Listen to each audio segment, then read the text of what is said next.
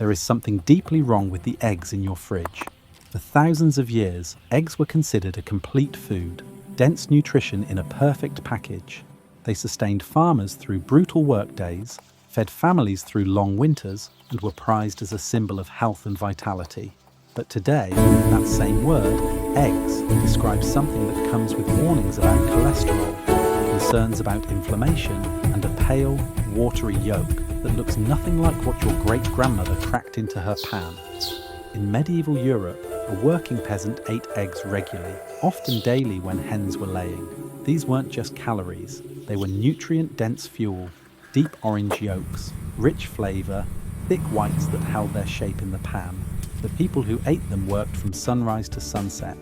They built stone cathedrals, they ploughed fields by hand, and they thrived. No epidemic of heart disease, no cholesterol panic, no warnings to limit eggs to twice a week. Fast forward to today.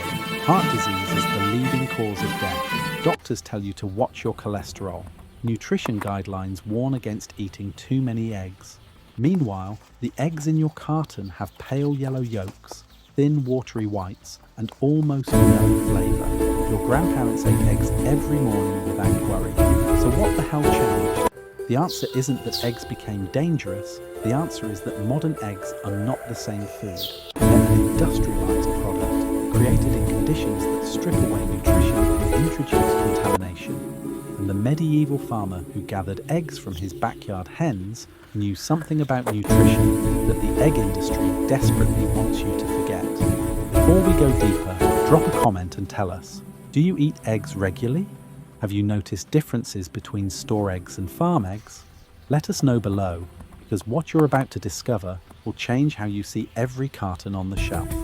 Section 1. The modern failure. Eggs that aren't eggs.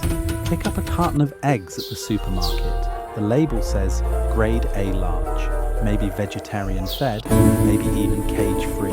But crack open them and look at the yolks. They're pale yellow. Crack one into a pan, and the white spreads thin across the surface.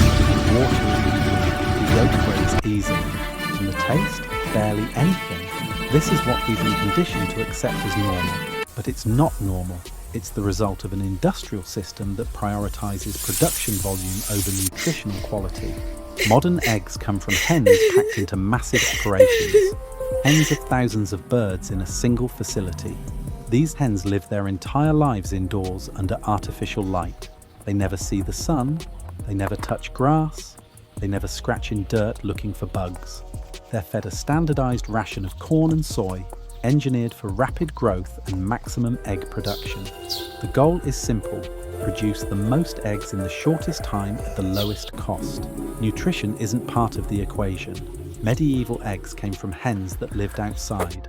They ranged freely, scratching in pastures, eating grass, seeds, insects, worms. That diet produced eggs with deep orange yolks, thick whites, and shells so strong you had to crack them hard. The difference wasn't the breed of chicken, it was what the chicken ate and how it lived. A hen is basically a nutrient processor. What goes in determines what comes out. Feed a hen nothing but corn and soy, and you get a nutritionally empty egg. Let a hen eat what chickens naturally eat, bugs, greens, seeds, and you get a completely different product. Section 2. What changed? The single biggest difference between medieval eggs and modern eggs is what the chickens ate. Medieval hens were true omnivores. They ate kitchen scraps, garden waste, insects, grubs, worms, grass, seeds, and whatever they could forage. That diverse diet delivered a complex mix of nutrients that ended up concentrated in the egg. Modern hens eat a monotonous diet of commodity grains, almost entirely GMO corn and soy. These grains are cheap and energy-dense, perfect for maximizing production, but they're nutritionally inferior to the diverse diet hens naturally seek. Here's the nutritional breakdown.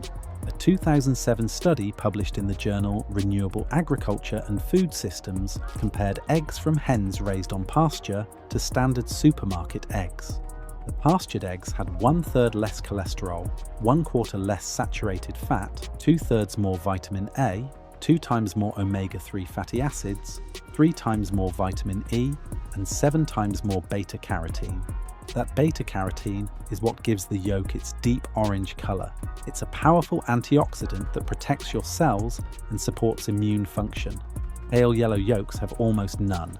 But the most important difference is the omega-3 to omega-6 ratio. Omega-3s are anti-inflammatory. They support brain health, heart health, and reduce chronic disease risk. Omega-6s in excess are pro-inflammatory and contribute to chronic disease. Medieval eggs from hens eating bugs and greens had a ratio close to 1:1. Modern eggs from grain-fed hens have ratios as high as 1:20. You're getting 20 times more inflammatory fats than anti-inflammatory ones. That's not food, that's a recipe for disease. Then there's vitamin K2, one of the most important and overlooked nutrients.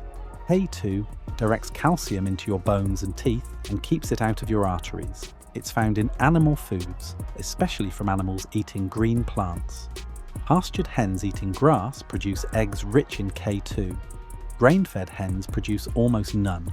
Studies have linked adequate K2 intake to reduced heart disease, stronger bones, and better dental health.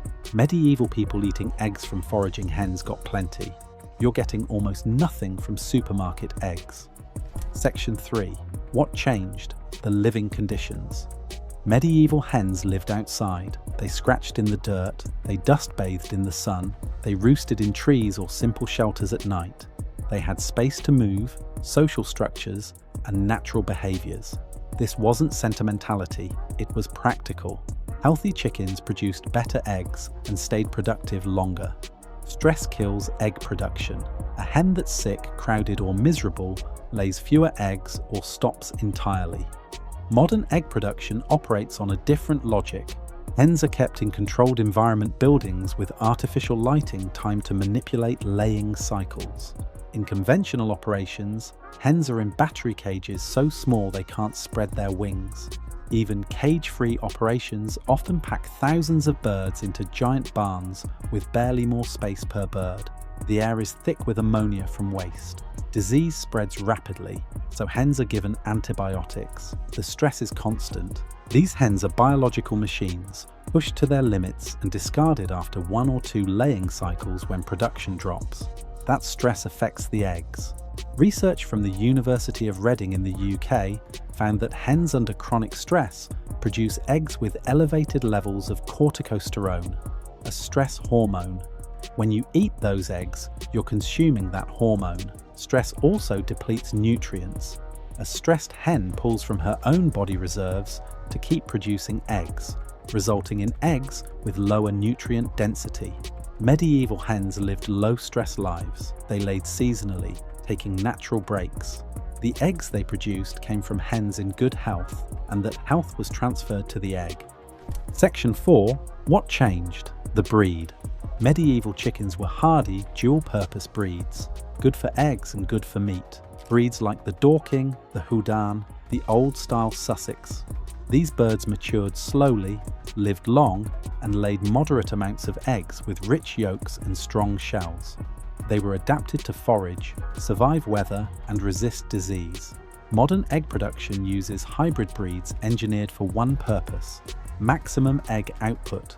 The Leghorn is the dominant breed, developed to lay over 300 eggs per year, compared to 150 to 200 for heritage breeds. That extreme productivity comes at a cost. These birds burn out fast. Their bodies are under constant metabolic stress. They're more fragile, more prone to disease, and their eggs are nutritionally diluted. You can't get 300 high-quality eggs per year from a single hen.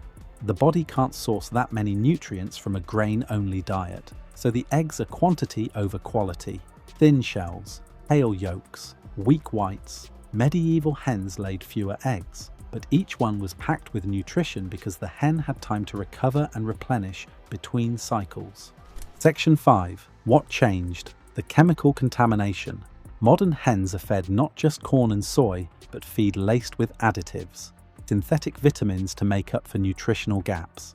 Antibiotics to prevent disease in crowded conditions. Sometimes even arsenic-based compounds to promote growth and improve flesh color in spent hens. Pesticide and herbicide residues from GMO feed crops concentrate in the hen's body and end up in the egg. Glyphosate, the herbicide used on most corn and soy, has been found in egg samples. This chemical disrupts gut bacteria and is classified as a probable carcinogen. Then there's the salmonella problem. Industrial egg operations are breeding grounds for pathogens, tens of thousands of hens packed together, waste accumulating, poor ventilation. It's perfect for bacteria. That's why eggs are washed and refrigerated in the US, stripping away the natural protective coating on the shell. Medieval eggs didn't need refrigeration. The hens lived clean lives outdoors. The eggs had intact cuticles that sealed out bacteria. You could store them at room temperature for weeks. Modern eggs are fragile, contaminated, and require cold chain logistics just to stay safe. Section 6. The proof. In 2010, Mother Earth News conducted a wide survey comparing pastured eggs to USDA data for conventional eggs. The pastured eggs had 4 to 6 times more vitamin D, a critical nutrient for immune health and bone strength. Vitamin D deficiency is epidemic today, and one major reason is that our food no longer contains it. Medieval people got vitamin D from sun exposure and from animal foods, including eggs from outdoor hens. Your supermarket eggs have almost none. A 2003 study in the journal Animal Feed Science and Technology found that the fatty acid profile of eggs can be radically changed within weeks based on hen diet. When hens were switched from grain to pasture, omega-3 levels in eggs tripled within 3 weeks. This proves the egg is a direct reflection of what the hen eats. Feed her garbage, you get a garbage egg. Feed her a species-appropriate diet, you get a nutrient-dense superfood, and the taste difference is undeniable. Anyone who's eaten a real pastured egg knows immediately. The yolk is thick, stands tall, deep orange. The white is firm and gels in the pan. The flavour is rich, almost buttery. There's no comparison to the watery, bland product in the supermarket. That flavour is nutrition. Your body recognises it as real food. Section 7. Why we abandoned what worked. The shift happened after World War II. Industrialization hit agriculture hard. The goal was to produce cheap protein for a growing population. Chickens were moved indoors into controlled facilities. Breeding focused on output. Feed became standardized commodity grains. Automation replaced human labor. Costs dropped. Egg prices fell. Availability skyrocketed. On paper, it was a success. Eggs became affordable for everyone. But the trade-off was quality. In 1950, the average American ate about 400 eggs per year. By 1970, that dropped to under 300. Why? The cholesterol scare. Flawed studies in the 1960s blamed dietary cholesterol for heart disease. Eggs were villainized. Health authorities told people to limit eggs. The industry responded by ramping up production volume to maintain revenue despite falling per capita consumption. Quality dropped further. It became a race to the bottom. Cheapest production wins. Nutrition was irrelevant, but the science was wrong. Recent research has shown that dietary cholesterol has minimal impact on blood cholesterol for most people.